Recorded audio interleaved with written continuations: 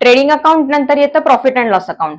Profit and loss account is a nominal account. जसं trading account nominal account होतं तसंच profit and loss account हे सुद्धा nominal account आहे. म्हणजेच debit all expenses and losses, credit all gains and incomes. All indirect incomes and expenses are recorded here. जसं trading मध्ये direct expenses आणि direct incomes record होत होती, तसंच प्रॉफिट अँड लॉस अकाउंट मध्ये इनडायरेक्ट इन्कम्स आणि इनडायरेक्ट एक्सपेन्सेस रेकॉर्ड होणार आहे. Opening balance of profit and loss account is gross profit or gross loss brought down from the trading account.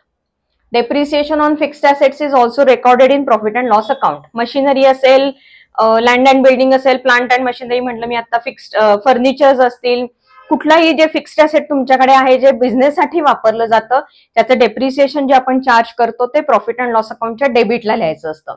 All losses are also recorded. मगाशी आपण goods loss by fire पाहिलं ना, हा जो loss होता हा लॉस प्रॉफिट अँड लॉस अकाउंटच्या डेबिटला बुक होतो. गुड्स जे गेलेले आहेत, लॉस झालेला आहे गुड्सचा, तो ट्रेडिंग अकाउंटच्या क्रेडिटला आला कारण goods sell out goods loss झाले म्हणून. पण हा लॉस बिझनेसच्या दृष्टीने अनरिकव्हरेबल आहे म्हणून तो प्रॉफिट अँड लॉस अकाउंटच्या second effect profit and loss अकाउंटच्या डेबिटला जातो.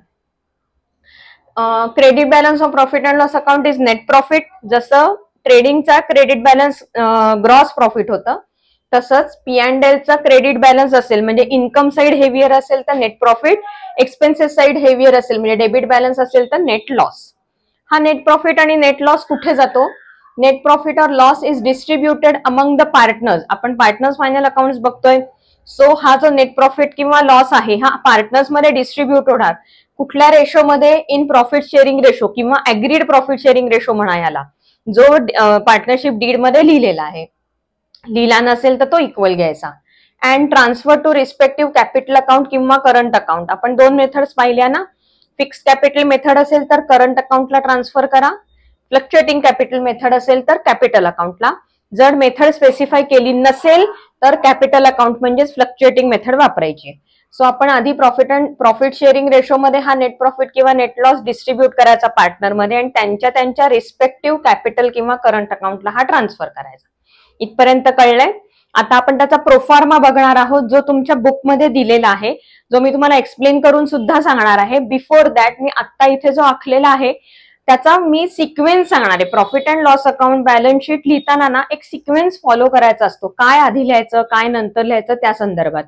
सो सुरुवात in the books of Messrs, आपण वर लिहिलेले ट्रेडिंग अकाउंटच्याही वर in the books of Messrs काय आहे ते, मग ट्रेडिंग अकाउंट असेल. ट्रेडिंग अकाउंट बॅलन्स झालं, ग्रॉस प्रॉफिट किंवा ग्रॉस लॉस आला, तो ब्रॉट डाऊन होणार आहे प्रॉफिट अँड लॉस अकाउंटला. सो प्रॉफिट अँड लॉस अकाउंटची सुरुवात ही नेहमीच टू ग्रॉस लॉस येणार, डेबिटला आहे. To gross loss brought down किंवा ऑर हे by gross profit brought down, जे ट्रेडिंग अकाउंट मधनं ब्रॉट डाऊन झालेलं आहे. आता याच्यानंतर सगळ्यात पहिल्यांदा लिहायचे असतात इनडायरेक्ट एक्सपेन्सेस. इनडायरेक्ट एक्सपेन्सेस मध्ये फायनान्शियल एक्सपेन्सेस पण येतात. फायनान्शियल एक्सपेन्सेस म्हणजे काय? आपण जर एखादं लोन घेतलेलं असेल तर त्याच्यावरचा इंटरेस्ट असेल किंवा बँक असतं, बँकेचे काही चार्जेस लावलेले असतात, ते बँक चार्जेस वगैरे जे असतात त्याला फायनान्शियल एक्सपेन्सेस म्हणायचं. आणि इनडायरेक्ट एक्सपेन्सेस मी मगाशी तुम्हाला समजावून सांगितलं होतं की ही जी प्रोसेस मी सांगितली ना, रॉ मटेरियल प्रोक्युअरमेंट आणि प्रोसेस, त्या प्रोसेस संपेपर्यंतचे जे खर्च होते ते सगळे डायरेक्ट एक्सपेन्सेस मध्ये मोडतात आणि नंतर जे असतात ते इनडायरेक्ट. आणि जे प्रोसेसशी रिलेटेड नाहीयेत असे सगळे एक्सपेन्सेस इनडायरेक्ट एक्सपेन्सेस असतात. असे इनडायरेक्ट एक्सपेन्सेस कोणते आहेत? सॅलरीज, इलेक्ट्रिसिटी जे फॅक्टरीची नाहीये, ऑफिसची इलेक्ट्रिसिटी, रेंट रेट्स, टॅक्सेस, हे सगळे इनडायरेक्ट एक्सपेन्सेस आहेत. कन्व्हेयन्स, ट्रॅव्हलिंग, सेल्समनचं ट्रॅव्हलिंग म्हणजे जो सेल्सशी रिलेटेड काम करतोय त्याचं कन्व्हेयन्स असेल, त्याचं ट्रॅव्हलिंग असेल, तर हे सगळे इनडायरेक्ट एक्सपेन्सेस झाले. सो सगळ्यात पहिल्यांदा इनडायरेक्ट एक्सपेन्सेस बुक करायचे, मग फायनान्शियल एक्सपेन्सेस पण इथंच येतात. त्याच्यानंतर जे सगळे लॉसेस असतील ते बुक करायचे. मग अशी मी सांगितलं तर loss by fire, loss by theft, हे सगळे लॉसेस असतात ना, हे सगळे लॉसेस इथे. बॅड डेट्स हा पण लॉस आहे आपला. डेटर्स अनरिकव्हरेबल स्टेटमध्ये गेले तर आपल्याला ते रिकव्हर होणार नाहीत म्हणून आपला लॉस झालाय. सो बॅड डेट्स हे पण लॉसेस आहेत. रिझर्व्ह फॉर डाऊटफुल डेट्स हे सुद्धा लॉसेस आहेत. लॉसेसच्या खालती येतात नोशनल एक्सपेन्सेस. नोशनल एक्सपेन्सेस म्हणजे जे दिसू शकत नाहीत. फॉर एक्झाम्पल डेप्रिसिएशन, नोशनल एक्सपेन्सेसचं एक्झाम्पल आहे डेप्रिसिएशन. डेप्रिसिएशन म्हणजे काय की आपण मशिनरी वापरतोय तर मशिनरीचं जे वेअर अँड टेअर आहे ते कॅल्क्युलेट करून आपण त्याचा एक पोर्शन दरवर्षी राईट ऑफ करत जातो, त्याला म्हणायचं नोशनल एक्सपेंडिचर, जो दिसू शकत नाही. तर ट्रॅव्हलिंग म्हणजे दिसतंय, तो सेल्समन फिरतोय ना, तो दिसतोय की हा ट्रॅव्हलिंग एक्सपेंडिचर आहे. आपण प्रिंटिंग अँड स्टेशनरी विकत आणतोय, दिसतोय. सॅलरी पे करतोय आपण, तो माणूस आपल्याकडे महिनाभर काम करतोय हे दिसतंय आपल्याला. तसं डेप्रिसिएशन हा खर्च आपण एक्झॅक्टली असं सांगू शकतो का हा हे एकदाच 100 रुपयेच झालाय बरं का खर्च, असं आपण एक्झॅक्टली सांगू शकत नाही, त्याला म्हणायचं नोशनल एक्सपेन्सेस. मी हा सिक्वेन्स सांगते बरं का, तुम्ही हे असंच नाही लिहायचंय. कशाच्या नंतर कोणत्या प्रकारचे टाईप ऑफ एक्सपेन्सेस येतात ते मी समजावून सांगते. सो नोशनल एक्सपेन्सेस, मगाशी मी म्हणलं तसं RDD, reserve for doubtful debts. अजून आपल्याला नक्की माहिती नाहीये की हे नक्की डेट्स ह्याच्यामध्ये बॅड डेट्स होणार आहेत का नाही होणार आहेत, डाऊटफुल आहेत अजून. सो आपल्याला नक्की माहिती नाहीये म्हणून तो नोशनल एक्सपेंडिचर झाला. आलं लक्षात? या सिक्वेन्स मध्ये लिहायचे आहेत. तुमच्या बुकमध्ये जो फॉर्मॅट दिला एकाखाली एक एक्सपेन्सेसची लिस्ट लिहिलेली आहे, पण शक्यतो तुम्ही लिहिताना, जेव्हा तुम्ही प्रॉफिट अँड लॉस अकाउंट मांडत असताना त्यावेळेला तुम्ही ते कसं लिहिणार या पद्धतीने लिहायचं. तर तुम्ही जेव्हा P&L, जेव्हा मी तुम्हाला प्रॉब्लेम्स करताना हे सांगत जाणार आहे. ह्या गोष्टी कशा आहेत माहितीये का, ह्या तुमच्या सगळेच जण प्रॉफिट अँड लॉस अकाउंट आणि बॅलन्स शीट बनवतात. मग तुमच्यामध्ये वेगळेपण काय आहे तर तुम्ही ओळखलंय की हा इनडायरेक्ट एक्सपेन्सेस आहे, हा फायनान्शियल एक्सपेन्सेस आहे, हा नोशनल एक्सपेंडिचर आहे, हा लॉस आहे, हा कुठे बुक होतो. प्रॉफिट अँड लॉस अकाउंट म्हणजे त्याची पोझिशन कुठे आहे हे तुम्हाला माहिती आहे, हे तुमचं वेगळेपण आहे. कळतंय? सगळेजण करणार आहेत, पण मग तुम्ही वेगळे कसे ठरता तर तुम्हाला हे समजून घेऊन तुम्ही करताय. हे माहितीये ना, सॅलरीज P&Lच्या डेबिटला जाणार आहे, डेप्रिसिएशन P&Lच्या डेबिटला जाणार आहे, म्हणून तुम्ही ग्रॉस लॉस नंतर पहिलं डेप्रिसिएशन लिहिणार का? नाही, डेप्रिसिएशन हे खालीच यायला पाहिजे, because it is a notional expenditure. हे आज नाही पुढे कायम लक्षात ठेवा. हा झाला प्रॉफिट अँड लॉस अकाउंटची डेबिट साईड. नॉमिनेशन आहे, सॉरी नॉमिनल अकाउंट आहे. सो नॉमिनल अकाउंटच्या डेबिटला ऑल एक्सपेन्सेस अँड लॉसेस दिसत आहेत तुम्हाला. मग क्रेडिटला काय आहे? सगळे गेन्स अँड इन्कम्स आहेत. So by receipts, indirect receipts, ज्या इनडायरेक्ट रिसीट्स आहेत त्या सगळ्या इथे येणार आहे. कमिशन म्हणा, इंटरेस्ट म्हणा, किंवा काय आपण म्हणू डिस्काउंट रिसिव्ड म्हणा, हे सगळे इनडायरेक्ट इन्कम्स आहेत, ही सगळी क्रेडिटला जाणार आहेत. मग आपण हे बॅलन्स करणार आहोत. बॅलन्स झाल्यानंतर जर क्रेडिट साइड हेवियर असेल तर इथे to net profit transfer to capital account. जर डेबिट साइड हेवियर आली तर by net loss transfer to capital account. कळलं? हा मी तुम्हाला एक जनरल फॉर्मॅट दाखवलाय. आता मी तुमचा जो ऍक्च्युअल बुक मध्ये दिलेला जो ड्राफ्ट आहे तो वाचून दाखवणारच आहे, पण तुम्हाला हे लक्षात यायला पाहिजे बरं का.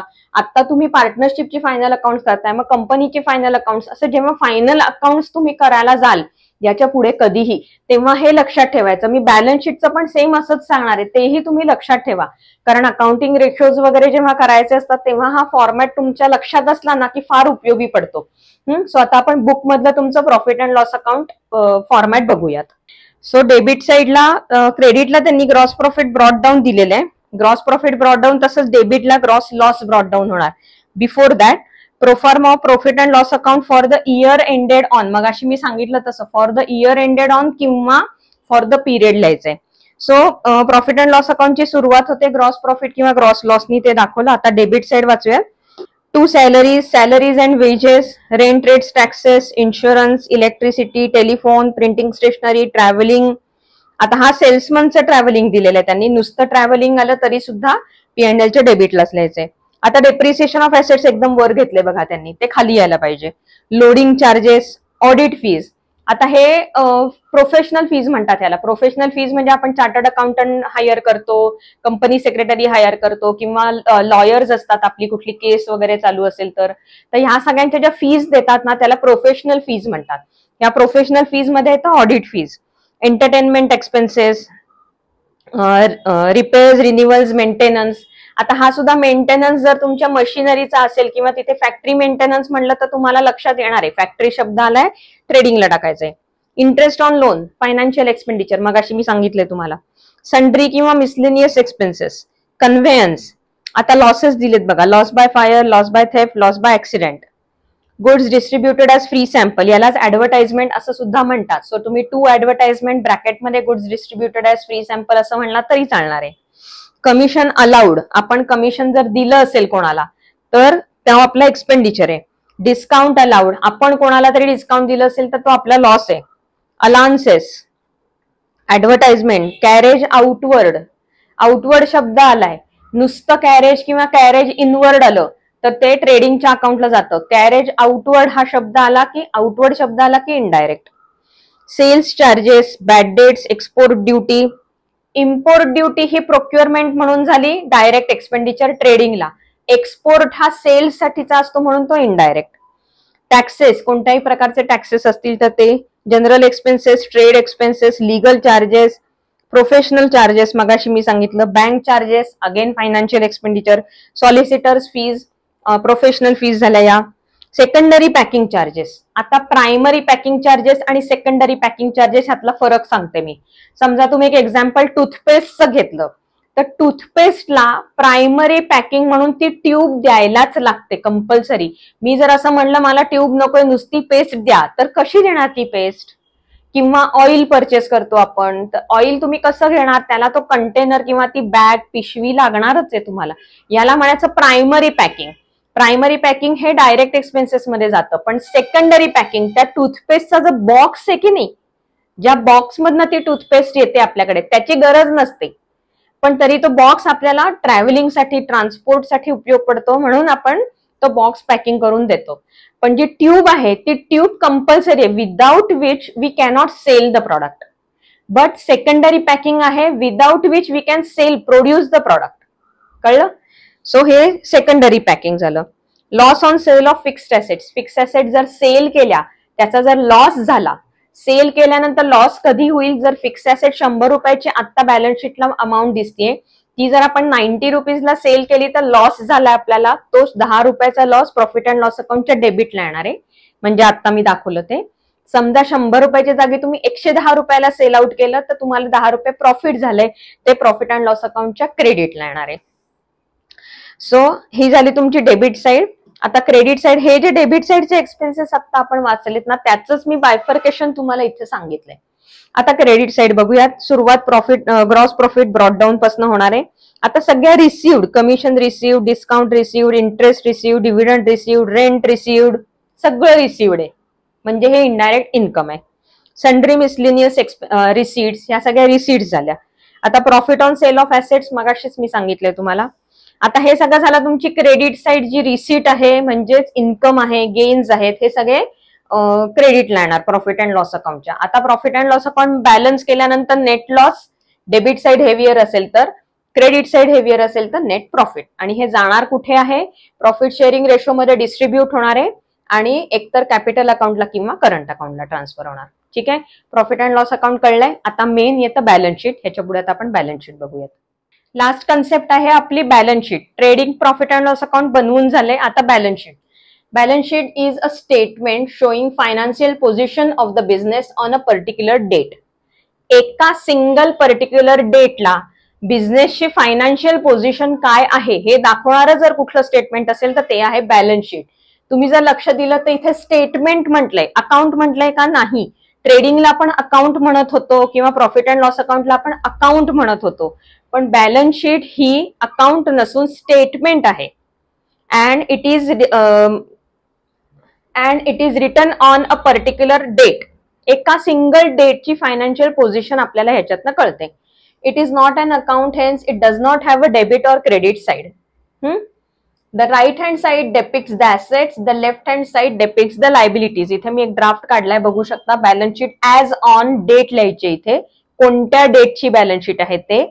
Left side liabilities, right side asset.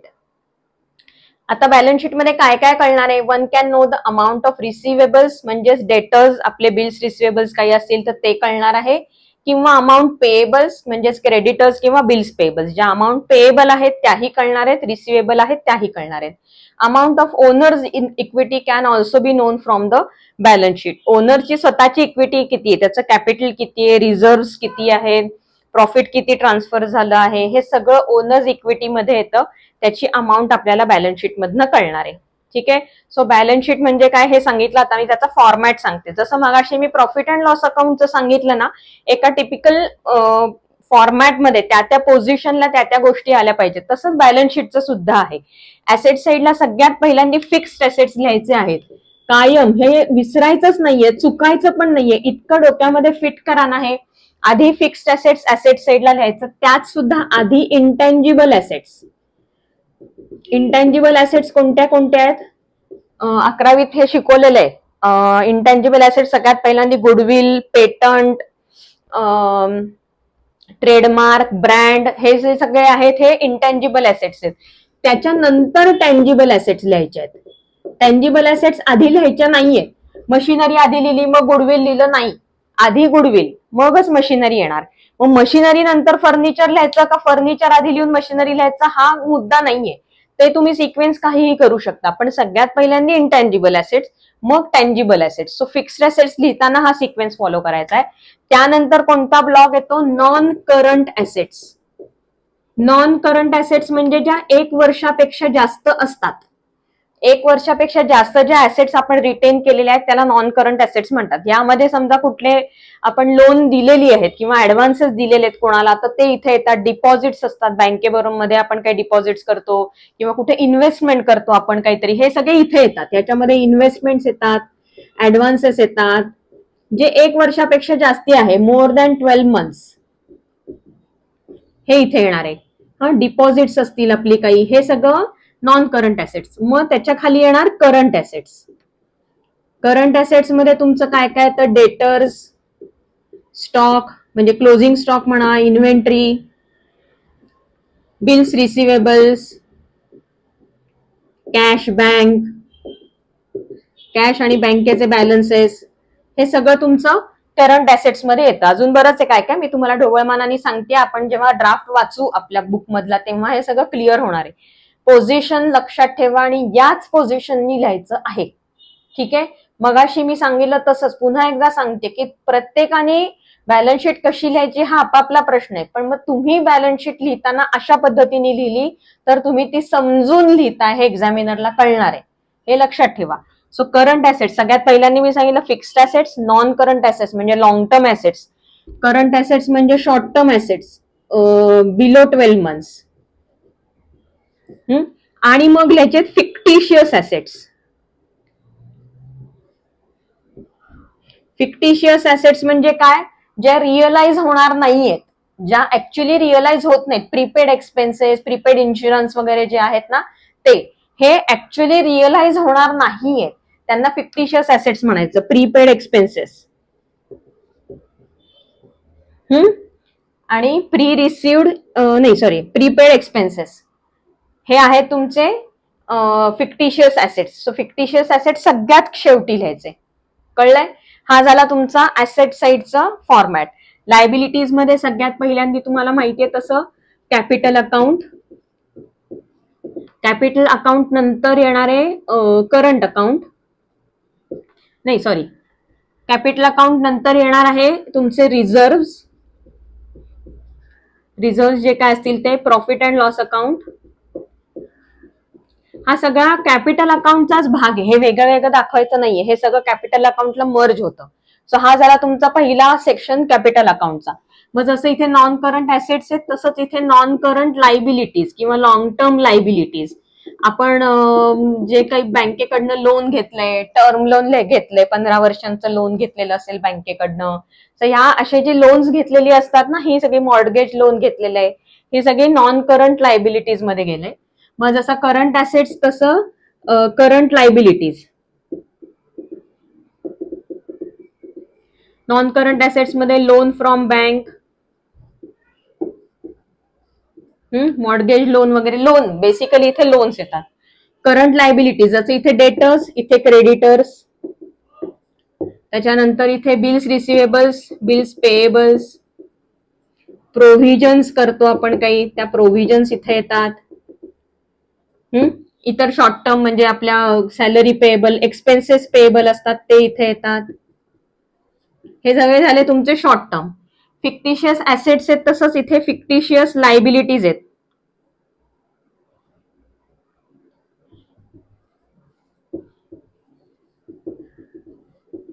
Fictitious liabilities मध्ये इथे काय आहे, प्री रिसिव्ड इन्कम.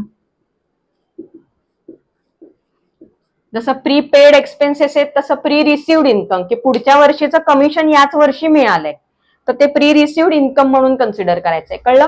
हा फॉर्मॅट आहे तुमचा. हा जो फॉर्मॅट आहे या फॉर्मॅट मध्ये तुम्हाला ह्याच्या पुढे जेव्हा केव्हा तुम्ही बॅलन्स शीट लिहाल तेव्हा या फॉर्मॅटमध्ये तुम्हाला ही बॅलन्स शीट लिहायची. आता बुक मधला फॉर्मॅट बघा. लायबिलिटी साइड आधी वाचते मी. कॅपिटल अकाउंट आहे ABC. आता मी इथे जसं सांगितलं तसं कॅपिटल अकाउंट पार्टनरचं कॅपिटल अकाउंट करतोय त्याच्यामुळे खाली पार्टनरची नावं येणार आहेत. त्यानंतर आहे partner current account. Current liabilities मध्ये खरं तर ते जातं partners current account. Profit and loss account, loan on mortgage, bank loan, loan from partners, bills payables, bank overdraft. जसं इथे कॅश और बँक अकाउंट आहे ना तसं करंट लायबिलिटीज मध्ये बँक ओव्हरड्राफ्ट असतं बरं का.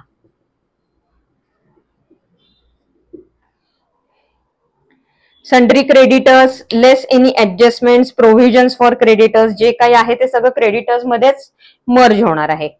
आउटस्टँडिंग एक्सपेन्सेस, मी आता सांगितलं तसंच. एक्सपेन्सेस पेएबल म्हणजेच outstanding expenses. Income received in advance, fictitious liability आहे ती. आणि provision for any taxes, provisions आणि हे सगळं करंट लायबिलिटीज मध्ये जातं. सगळ्यात शेवटी फिक्टिशियस लायबिलिटीज लिहायच्या. ठीक आहे. हा तुमचा जो फॉर्मॅट दिलाय ना हा तुम्ही बुकमध्ये लिहिताना, तुमच्या नोटबुकमध्ये लिहिताना ट्रेडिंग P&L अँड बॅलन्स शीटचा तुमचा जो फॉर्मॅट तुम्ही लिहाल तो या पद्धतीने लिहून दाखवा बरं. मला फोटो काढून मला कमेंटमध्ये पाठवा मी असं लिहिलंय म्हणून. ठीक आहे. मला कळेल तुम्हाला हे समजलंय का नाही. ऍसेट साइडला बघा.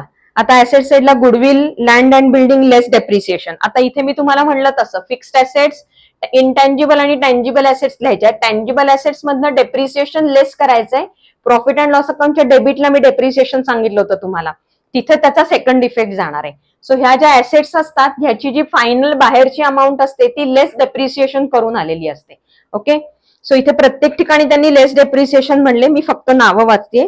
Land and building, plant and machinery, furniture and fixtures, equipments, delivery motor van म्हणजे व्हेइकल असतं हे, लीज होल्ड प्रिमायसेस किंवा फ्री होल्ड प्रिमायसेस असतं, पेटंट्स. आता इथे पेटंट त्यांनी खाली घेतले बघा, ते गुडविलच्या खालीच यायला पाहिजे कारण पेटंट हे इंटँजिबल ऍसेट आहे. Loose tools. आता इन्व्हेस्टमेंट्स, मग स्टोअर्स अँड स्पेअर पार्ट्स घेतलेत. आता हे सुद्धा ऍसेट मध्येच जायला पाहिजे. सो इन्व्हेस्टमेंट खाली येणार, स्टोअर स्पेअर पार्ट्स वर येणार. आता प्रीपेड एक्सपेन्सेस, प्रीपेड एक्सपेन्सेस खालती यायला पाहिजेत. आउटस्टँडिंग इन्कम ही करंट ऍसेट्स मध्ये जातात. Loans and advances current assets, closing stock, debtors सगळे current assets. Insurance claim receivables, bills receivables, cash, bank सगळं रिसिव्हेबल जे आहे हे सगळं करंट ऍसेट्स. आणि फायनली पार्टनर करंट अकाउंट जर क्रेडिट बॅलन्स असेल तोही करंट ऍसेट मध्ये गेला. मग इथे काय आहे, प्रीपेड एक्सपेन्सेस. कळलंय? मी मागाशी सांगितलं तसं हा तुमचा होमवर्क आहे. आजचं लेक्चर मी इथे संपवतेय. होमवर्कला तुम्हाला काय करायचंय, हात पण फॉर्मॅटचा प्रत्येक वेळेला फोटो काढून तुम्ही लिहिताच आहात. प्लस मी जो बुक मधला फॉर्मॅट तुम्हाला वाचून दाखवलाय तो trading, profit and loss account आणि बॅलन्स शीट 3 वेगवेगळ्या पेजवर करा.